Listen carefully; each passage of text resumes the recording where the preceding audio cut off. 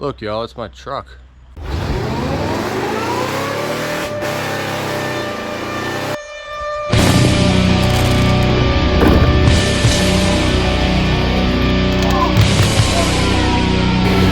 Jeez.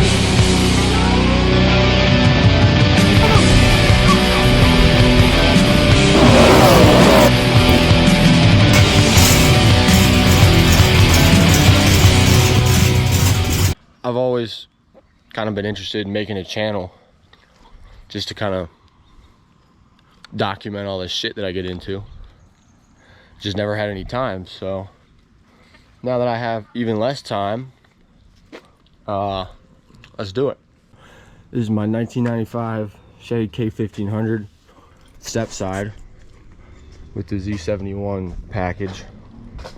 I went to the treasure yard today, so later tonight I'm gonna put the dog bones and the spider bracket that holds them down, put them in the engine that I'm building for that. So I'll kind of go into it in depth about it then, but this is how she looks. I've had it for 5 years and I've driven it for maybe 2 months. Dark red interior in great shape. There's a little crack right there on the dash.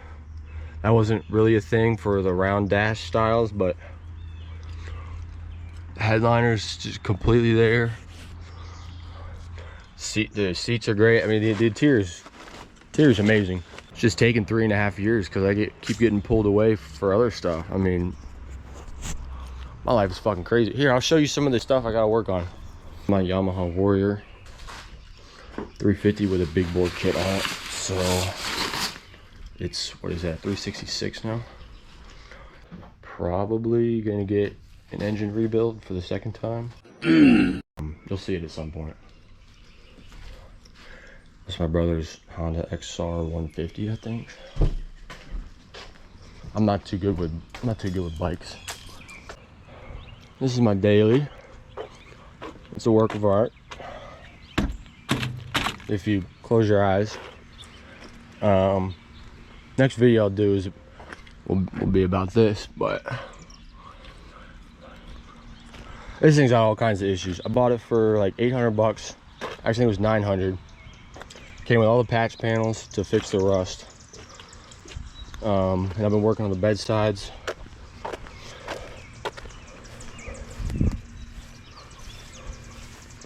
We're getting there. We're getting there. And I gotta park it down the road because this thing leaks like a bitch. But yeah, I'll go more in depth on that in the next video. This is my dad's burb.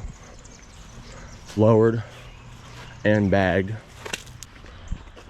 Took 1.5 years off that because we sideswiped the telephone pole. Had to redo that whole side. You're gonna see a video about this pretty soon. I gotta fix that. That's my dad's 66 Chevelle. Never seen it run. I'm hoping, kind of against hope, that it'll run. It was his high school drag car. And this is my 4Runner. I've actually only driven this about a day too. Kind of got a sad story to it.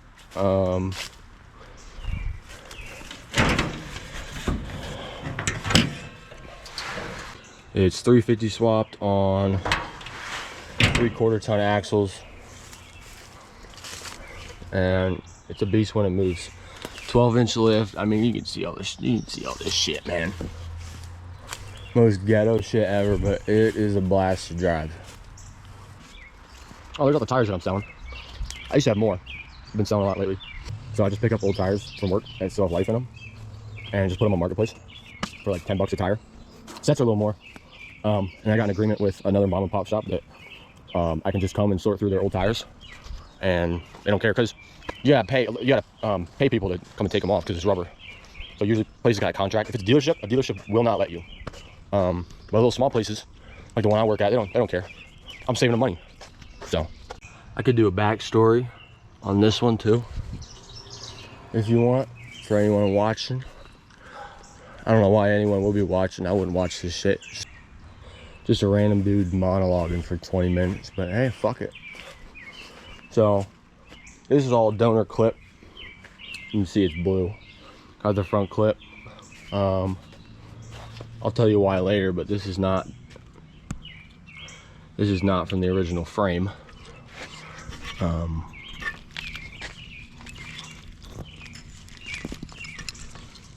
As you can see, there's been a little bit of work done. So yeah, step side bed. Love them. You don't see too many of them anymore. One of these sides, there it is. I don't know if you can see that, but there's been quite a lot of fiberglass work done to this. That was a pain in the ass. I hated every second of that. It wasn't hard, but that shit stuck to everything except the bed. So that's my truck. This is my brother's truck. The fleet side bed, I don't know if it was in the video, but the fleet side bed, oh, we got resin on it. Nice. He's doing a bunch of body work to this. He did all the mechanical stuff to it already. But the fleet side bed out there, if it was in the video, was his.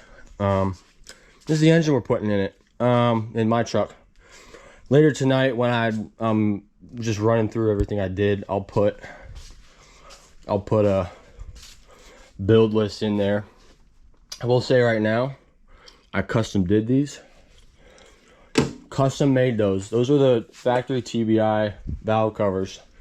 And I called both, these are Promax heads. Called Promax, and I called Harlan Sharp.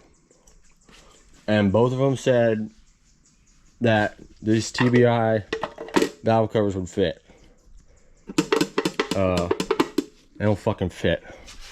Like, they don't fit at all. You thick gaskets are not gonna solve whatever the hell's going on there. So that's a bummer. I spent way too much time painting these. That's a 700R out of my old truck, 91 GMC. Got hit by a train. Enough said. This stuff is from the junker, my daily. That's what I call it. Which is being nice. I had to rebuild the transmission two months ago. It's about 2 months ago. And that's about the only thing going right with it right now. But I'm getting really close with that engine. I got to get a couple gaskets for it. And that's it. I want to say that's it. I got everything else. So hopefully a startup video is going to come here in the next couple weeks. If you notice on the 4Runner out there, I call it the Chevrunner. The carb is missing. This is a old Street Demon 4-barrel carb. I want to say they're part of Holley now. So when I put this on the run stand, it's gonna be carb just to make it easier. So I don't gotta mess with electronics or nothing. But when it's in the truck, it's gonna have a custom built throttle body from SPR. So I guess that's another thing I gotta get. Well, I thought I was gonna paint tonight. I just remembered that when I got that gasket set, I was looking for this. I don't got it. I like the VHT. The only reason I got Raptor is because they didn't have any VHT primer left at either AutoZone or Advanced. I don't like it. It's more expensive. It comes out of the can much stronger. You a lot more overspray, so you end up wasting a lot more. And also in both of my cans, it just leaked out the top a little bit, so even more wasted. So when I first got the Pearl, I used to think naming trucks was like really gay, and I've just been recently calling it the Pearl after the Black Pearl. It's so original, I know. I got that when I was probably 15 or 16. In the beginning, I was really bad at taking pictures, so I don't have that many. I think there's one of my ugly ass standing in front of it, and there's like a couple of it. I'll put them in there. If I figure out how, I'll put them in there. And the idea was that I would work on it and upgrade it, so that when I got my license, I'd have a kick-ass truck. But first summer I had it, I literally took the whole summer. Took the bed off, got a cheap little car tent from Harbor Freight. It was like $150, $200, and spent the whole summer sandblasting the whole damn frame. It was pretty miserable. I think about 3 days in, I just ditched basically everything except the hood. I was just in there with shorts and a t-shirt, and the hood just... My arms and legs were so red. So every time I came out of there, shit was so red. Spent a whole summer sandblasting it. Coated it in Pour 15. Did we brush that on? I don't remember. I don't actually think we did brush it on. I think I sprayed it on. And I didn't clean the frame good enough when I did it. So there's spots on the frame that are peeling. So sometime in the near future, when I remember... I just ragged so much longer than the other ones. What? So sometime in the near future, when I remember, we're gonna need some more Pour 15 so I can finish the job. Also, I didn't do the engine bay. So I gotta do the frame on the engine bay. I just gotta clean out the whole thing. Clean out the whole engine bay. That's gonna come pretty soon. After that, I redid all the fuel lines, all the brake lines. The only time, that is the one and only time I will ever get a pre-bent brake line kit. I think lines were missing and they were not bent right. That is the only time I've ever gotten any lines pre-bent. I think the fuel lines were okay. The brake line kit was from LMC, which LMC usually got pretty good stuff. 4-inch lift kit, rough country lift kit. Really no issues with that. I think I had to make custom brackets for the brake, the soft line, the drop down for the brake lines on the front. I had to make custom drop brackets for that. Other than that, I went pretty smooth. 15-inch Pro Comp wheels. They have -47 offset. I forget the back spacing. I'm sure you can look it up. They stick out a good ways. Look sick as fuck. And then mud tires. Those are 33 by 12.5. Sorry, there's gonna be a million cuts because I'm just thinking of random shit off the top of the dome. Was that it? I feel like I did so much more. It was in the shop for about a half a year. I got it going. I got it running. I got it running August of 2022. So I graduated in 23. So August of 22 was when I got that first startup in the shop. Open manifolds. Thing sounded cammed as fuck. I mean, small block Chevys, man. Like, if you don't get bricked up at the sound of a small block Chevy with no exhaust, you're probably a woman. Okay. Fully custom Borla True Dual all the way back. I want to say it's 3 inches. 3 inches might be a little big. What was it? I have to measure. It might have been 2.5. I don't remember. That was a long time ago. A lot happened. A lot happened in 3.5 years. But Borla Attack. Is that how you say that? That sounds stupid. It's just it's like the lowest, like the deepest, loudest growl that you can have, and there's like none of that annoying ass popping shit that you get when you let off. Like, shit is deep. It sounds so good. It sounds so good. If you want a loud exhaust, like a deep exhaust, I recommend that to everyone.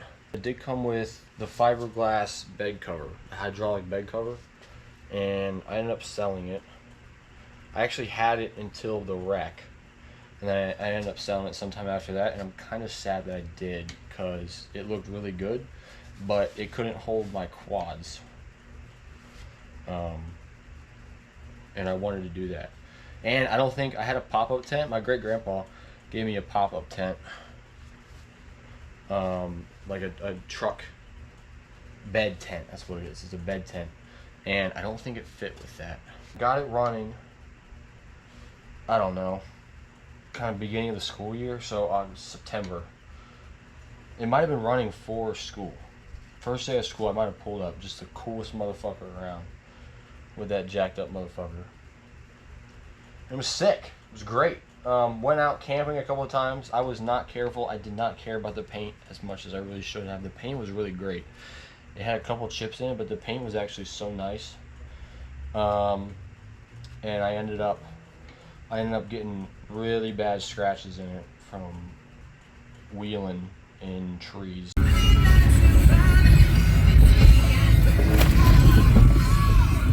It was great. Blew the shit out of the diff. Spider gears are completely melted. Upgraded it with a 373 posi. Still the G80 Gov Bomb. Not the Gov Lock, the Gov Bomb. You redid all the steering and suspension. Some of that came with the lift kit, some of it didn't. Redid all the suspension up front, all the steering. And I replaced the rag joint with a U-joint on the steering shaft. And either I didn't tighten the little locking bolt that tightens it down, or somehow the splines weren't meshed right with the little nubby thing that comes out of the steering box. And I was coming back home. I was probably maybe 2 minutes away, cruising 45 or 50, and I went to turn, and you could just hear it, like the steering just was clicking.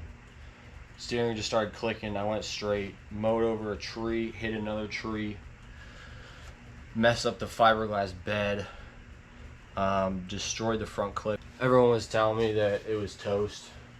Everyone was telling me, oh, you need a new frame. Oh, you get a donor frame, swap everything over. Oh, truck's totaled. But the engine still ran. The frame was bent in front of the steering box. The frame, that's what hit the tree head on, was that driver's side frame horn, and just bent it up. Well, I actually made pretty quick work of kind of taking everything apart. Cut the front clip off.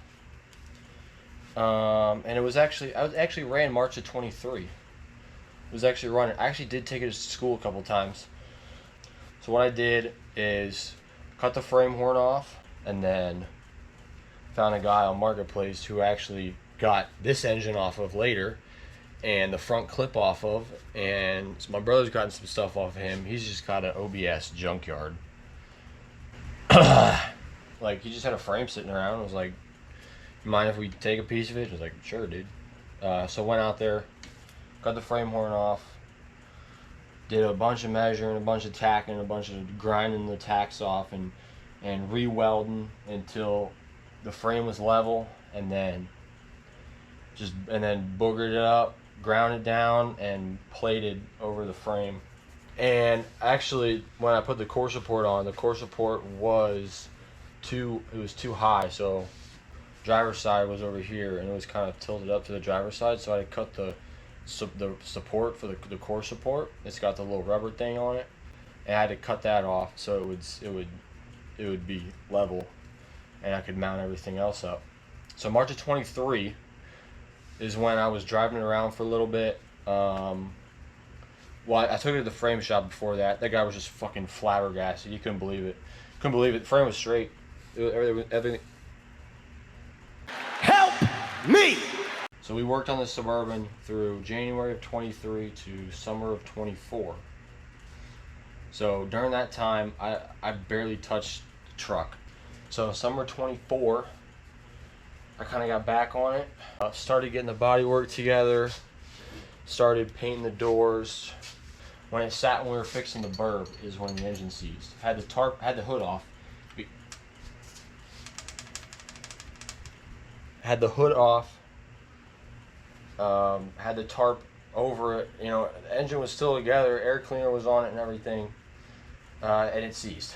So we even hooked that 3,000-pound winch up to the harmonic balancer and tried cranking it over with that, and it lifted the whole truck up off the ground. So that's, you know, so it was pretty seized. Summer 25, looking for a new engine. I picked up this. It was a stock. This is from a 93. It's stock. It had long tubes on it, which is interesting. It is roller ready. So it's in the valley here. It's got the bosses already drilled, tapped and drilled, or drilled and tapped, I guess. It's got the longer, for the lifters, it's got the longer bores, the bigger bores for the lifters. And I was going to just stick it in there. I was literally just going to get it in there. I just wanted to get it going. Maybe I could get another engine on the side that I could build, right? Build the engine on the side. That way I could just drive the truck, right? I just wanted to drive the truck. And I was like, fuck it, dude. It's already out, right?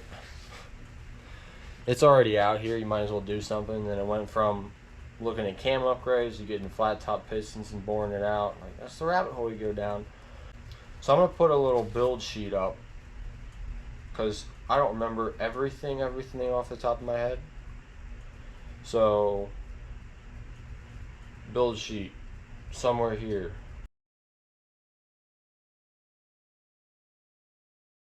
In the beginning, I was just going to paint it. I was going to paint it first, and I was just kind of working on it at the same time, but again, I just want to get it running. I have it basically look the way it is now. I'll worry about the paint later. Look at that orange. That orange is so fucking sexy. I don't have a motor mount out here, do I? Of course not, it's in my room.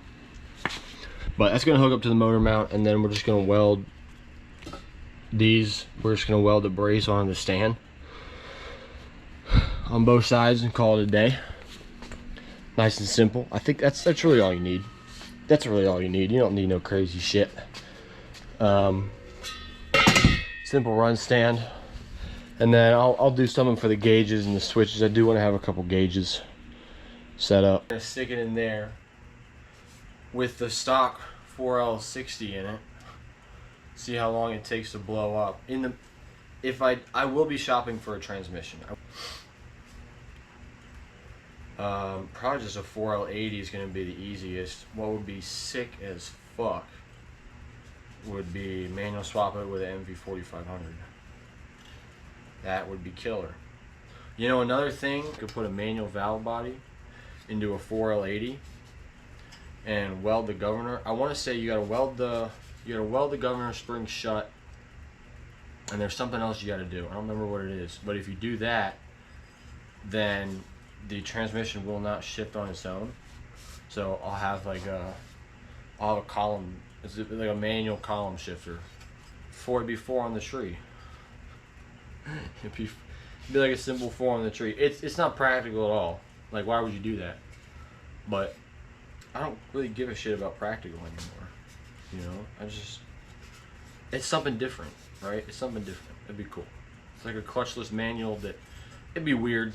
I don't think I'm gonna do it unless I see someone do it. And, also 4-wheel drive. It's a stick shift 4-wheel drive, so it's a floor, not a stick shift. I guess it is. It's a floor shifter. Don't have the buttons yet. It's 95, so I'm still shifting it on the floor, which I love so much more. I hate the electrical. A lot of the electrical, you get a lot of problems with the electrical, the button 4-wheel drives. So start it, get in the truck, full speed ahead, get the thing in the truck. And then I get to tune it, and I'm going to tune it by myself. Of course, all the work that I've listed, I have done myself. The only thing I did not do, something I forgot to mention. The only thing I did not do, I replaced all the bushings, all the leaf spring bushings, all the control arm bushings. It would have been cheaper just to buy new control arms, I think, but I didn't. We bought like a master bushing kit. Polyurethane bushing kit, all the cab mounts, all the body mounts, replace them. So that's the only thing I did not do. I'm going to tune it myself. You can use, what is it, Pro Tuner RT, something like that. It's late, I don't remember what it is, but it's free. You got to get a couple doohickeys from Amazon, but I just want to tune it because, one, like, you can say that you fucking tuned it, you know. So it's just just badass, right? And then if I need to tweak it later on, or I'm building something else, I think I'm missing a bolt. Son of a bitch. Then I know how to do it, you know, and I can just boot up the laptop. Dude, imagine booting up a laptop in that thing. Holy shit. Replace the U-joints. So common rust point on these if you're going to look at buying one. Look at the U-joints that hold the rear axle down. Mine were literally almost completely rusted through. The frame itself was pitted pretty bad. I mean, I was blasting off thick chunks. That's kind of where I'm at with this thing. Spiders in. I need to find a bolt in the burb. But if anyone that clicked on this video in the first place is still watching, then I salute you.